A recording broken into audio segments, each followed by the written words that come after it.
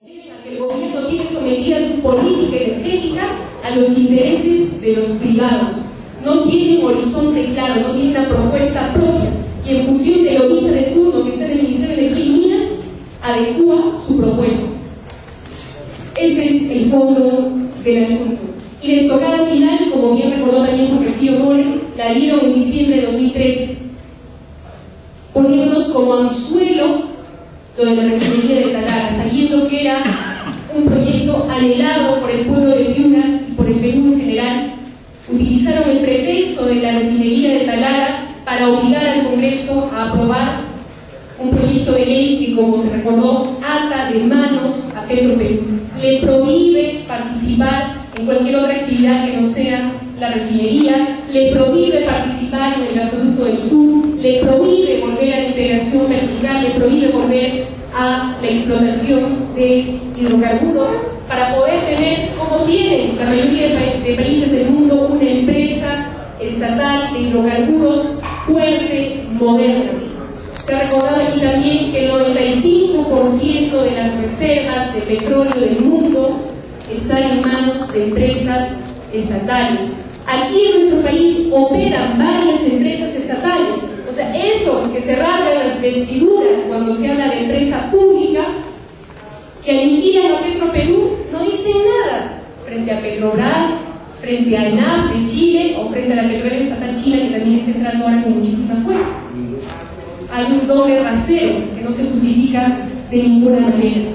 ¿Y por qué? ¿Por qué ocurre esto? ¿Por qué en otros países los hidrocarburos son considerados recursos estratégicos y se le encarga al Estado que conduzca la política energética? Porque estamos hablando de eso, de la energía, que es fundamental para el desarrollo del país, fundamental. Pero también porque la política energética tiene que estar articulada a la política de gestión territorial y en el marco de una estrategia de adaptación al cambio climático. Y eso evidentemente no lo van a hacer los privados, porque no le importa el territorio, no le importa los pueblos indígenas, no le importan las áreas naturales protegidas, las reservas territoriales, a usted no le importa, no le importa. Al Estado peruano sí tiene que importarle, tiene que tener una empresa pública fortalecida que sea capaz de planificar la política energética, repito, articulada una política de ordenamiento territorial en el marco de una estrategia de adaptación al cambio climático. Eso tiene que ser sí o sí responsabilidad del Estado. Lo mismo en cuanto a la electricidad y en cuanto al agua. Ya muy claramente se ha dicho aquí cómo es que a través de un proyecto de ley que ya ha llegado al Congreso, el Ejecutivo pretende privatizar las empresas eléctricas estatales. Y habría que precisar que no solamente se refiere al proyecto de ley a que se tiene que vender, trasladar hasta 49% de las acciones al sector privado, sino que también el proyecto de ley dice de manera expresa, sin ningún desparpajo, con total desparpajo y sin ninguna vergüenza, que además tienen que salir estas empresas estratégicas del ámbito de la actividad empresarial del Estado, tienen que salir del ámbito del FONAP y regirse como cualquier empresa privada. O sea, nada de SNIP, nada de regulación, nada de planificación, en buena cuenta, privatización total, porque el Estado podrá seguir teniendo el 51% de las acciones, pero no tendrá capacidad de decisión. Esa es la propuesta actual del Ejecutivo. Eso es lo que nos están viniendo a plantear. Y habría que explicarle muy claramente a la ciudadanía cuál es el riesgo, y ese dicho aquí también. Si no hay regulación mínima siquiera, ¿qué va a pasar con las tarifas de luz? ¿Se van a disparar? Por supuesto que sí. ¿Y quién garantiza que el servicio llegue a las comunidades más alejadas? Ahí donde no es rentable llevar el servicio. No es rentable económicamente, pero sí socialmente.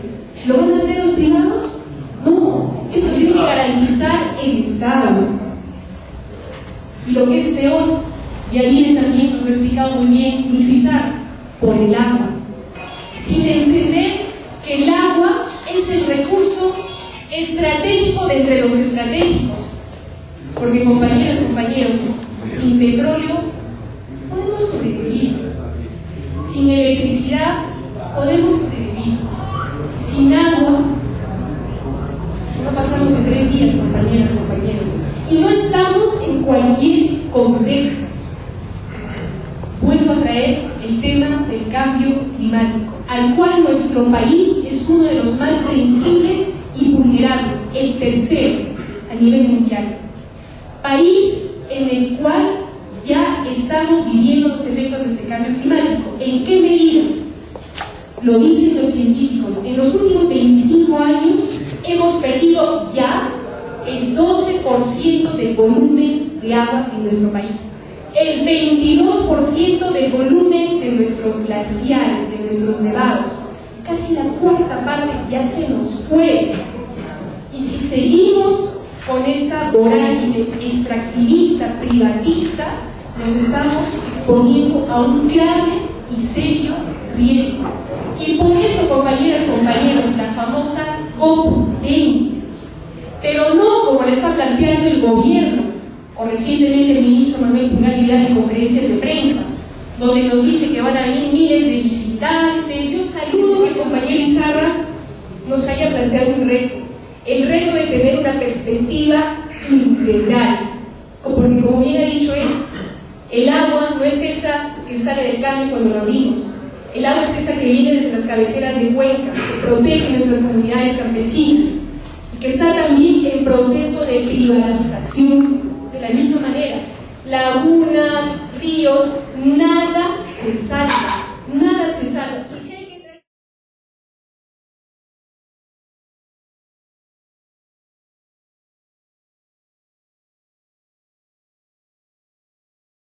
pueblos indígenas de por medio, no importa, porque esos son trabas para el desarrollo, porque la consulta de leyes traba para el desarrollo, el ordenamiento territorial, según el gobierno, es traba para el desarrollo.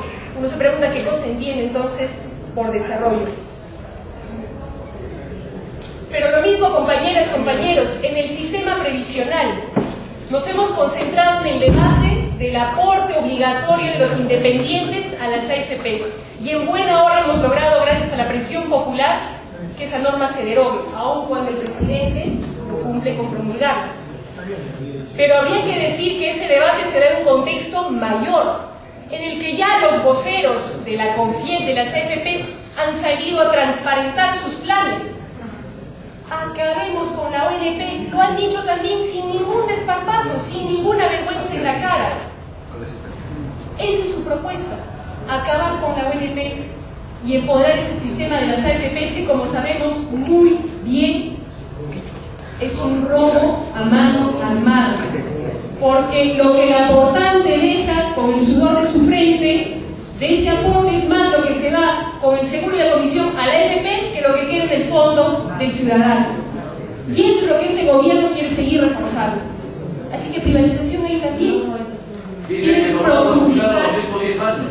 En efecto, ahí también está la privatización. Pero no se contentan con eso, compañeras, compañeros. Los derechos fundamentales también están en riesgo.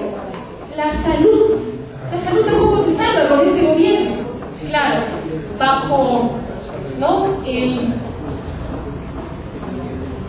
bajo este temita de las APPs, igual, lo mismo. ¿Qué están haciendo? Dijeron que iban a ceder a los privados la data gris. No solamente vamos a ceder la logística, la infraestructura, mentira. Ya en Lima, y pronto vienen a hacer lo mismo en provincias, han empezado a privatizar diagnóstico, laboratorio y pronto servicio médico también. ¿Y cuál es el riesgo, compañeras, compañeros? Y eso también hay que decírselo claramente a los ciudadanos. ¿Cuál es el interés del privado? Generar renta. ¿Quién nos garantiza entonces que no incrementen los precios de los medicamentos, que no incrementen los precios de los estudios, tomografía, radiografía? ¿Quién nos garantiza, peor aún, que no se proliferen de manera indiscriminada los pedidos de exámenes médicos o los pedidos de operaciones para ganar más plata, como ocurre con las clínicas privadas? Y eso es un secreto a voces, lo sabemos muy bien. Hay estudios estadísticos que demuestran claramente que la tasa de cesáreas en el sector privado es exagerada y no se condice con la realidad y la necesidad de las mujeres. ¿Por qué? Para sacar plata. Y a eso nos está exponiendo este gobierno. Porque en su reforma de la salud le cede al privado sin ningún tipo de regulación. Porque bueno fuera que participe el sector privado. ¿Por qué no? Claro que sí. En el marco de alianzas estratégicas previamente reguladas, con límites claramente establecidos, y en las cuales el Estado tenga la conducción de la política pública, pero no cederle, como pretende hacer este gobierno, todo al privado. Y en ese nivel estamos ya. Ni siquiera se salvan las fuerzas del orden, que es un estamento fundamental para la institucionalidad democrática. No solo es el 24 por 24, que tanto se han comprometido ministro de Interior tras ministro de Interior a acabar y que hasta ahora no se implementa. Acabar con el sistema 24 por 24. No solo eso, convenios privados entre la Policía Nacional y las empresas mineras. Nuestra Policía Nacional sometida ya no a sus superiores jerárquicos dentro de su institución, sino al gerente de la empresa minera, de Yanacocha, de Extracta, comisarías dentro de los campamentos mineros, como me tocó ver en el caso de Espinar, cuando se detuvo a los dirigentes y se los trasladó a la comisaría. No me dejaban ingresar. ¿Por qué? Porque había que pedirle permiso al gerente de la empresa. En ese nivel estamos. ¿Y acaso eso no debilita enormemente la institucionalidad democrática? ¿Y acaso eso no profundiza la distancia y la desconfianza entre la Policía Nacional y los ciudadanos? ¿Y acaso eso no es sumamente grave? Pero está ocurriendo en nuestro país. Hasta eso se está privatizando. Absolutamente nada se salva. Claro, y vienen las APPs y vienen las obras por impuesto, que es otra modalidad también, más sutil, pero es la misma cosa. Es el mismo cuento, compañeras y compañeros. Por eso, resalto la importancia de este evento, porque los compañeros de cada uno de los sindicatos nos han expuesto de manera muy clara su problemática, pero sobre todo porque nos da la oportunidad de articular esfuerzos que son indispensables porque la vorágine privatista que está en curso es agresiva, es aplastante y tenemos que estar preparados. Compañeras, compañeros, y la verdad es que estamos débiles. Estamos débiles en la organización, pero sobre todo, ¿saben dónde, compañeros? En la opinión pública. Porque donde nos están ganando terreno, si es que no nos han ganado ya, es en el sentido común de la gente. La mayoría de los ciudadanos entiende hoy que la entidad empresarial del Estado es sinónimo de corrupción, de ineficiencia, y que el sector privado es la mano mágica que lo va a resolver todo. Sabemos ustedes y nosotros que no es así, pero ¿qué piensa el ciudadano de aquí? Con toda esta campaña mediática, política constante que transmite ese mensaje, han ganado terreno. Por eso, compañeras, compañeros, es importante, yo les pido que hagamos un esfuerzo no solo de articulación, de coordinación, sino también un enorme esfuerzo de comunicación. No podemos seguir hablando de estos temas entre cuatro paredes, entre nosotros, con el mismo lenguaje. Tenemos que hacer un esfuerzo de explicar esto, de traducírselo a la ciudadanía y decirle claramente qué es lo que está en riesgo: su tarifa de luz, su tarifa de agua, su salud, su democracia, porque el ciudadano de a pie está dispuesto a defender la democracia. No es cierto eso de que el ciudadano de a pie solamente le interesa su bolsillo, mentira. Apelemos también a la dignidad. Esa es nuestra principal arma y fortaleza. Así que nos queda una gran tarea y un trabajo de hormiga a salir calle por calle, puerta por puerta. Lo haremos nosotros en los medios de comunicación cuando nos den la oportunidad, que resulta bastante difícil en un medio donde hay una concentración enorme, pero tenemos un reto muy difícil por delante. Pero tenemos que asumirlo, porque nos habrán robado nuestro voto, pero no nos robaron ni las esperanzas, ni el compromiso, ni la fortaleza, ni la dignidad. Esos están intactos. Y en base a eso podemos revertir esta situación. ¿Nos va a llevar tiempo? Claro que sí. ¿Va a ser difícil? Claro que sí. ¿Nos van a acusar? Claro que sí. ¿Nos van a criminalizar? Claro que sí. Pero lo que está en juego es sumamente grave para nosotros y para los que vienen después de nosotros. Así que el gran reto es estar a la altura de esa tarea. Nosotros desde el Congreso haremos lo que nos toque, pero creo que están ustedes conscientes de que somos una muy pequeña minoría. Eso no significa que nos vamos a callar, vamos a seguir alzando la voz, pero necesitamos de ustedes. Tiene que haber una comunicación fluida, una articulación fluida, y qué bueno que se esté llevando a cabo este evento para establecer ese lazo.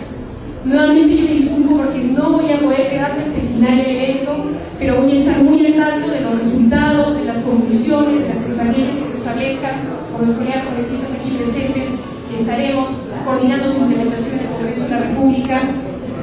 Y reiterarles el agradecimiento, la felicitación por organizar este evento, reiterarles el compromiso de seguir en esta tarea, de darles mucha fuerza y pedirles, si me permiten, para concluir, quizás no sea tan oportuno, un minuto de silencio para los compañeros de la convención, en cuya plataforma también está incluida la preocupación por el gasoducto, porque no confían los compañeros de la convención en que ese gasoducto vaya a traerles desarrollo a ellos, porque ya tienen la triste experiencia de un gasoducto que pasa por sus narices y se lleva el gas fuera, y tienen ellos que pagar su balón de gas 40, 60 horas. En efecto. Así que les agradezco por acompañarme con un minuto de silencio a la memoria de aplausos, un minuto de aplausos. Muchas gracias, compañeras y compañeros.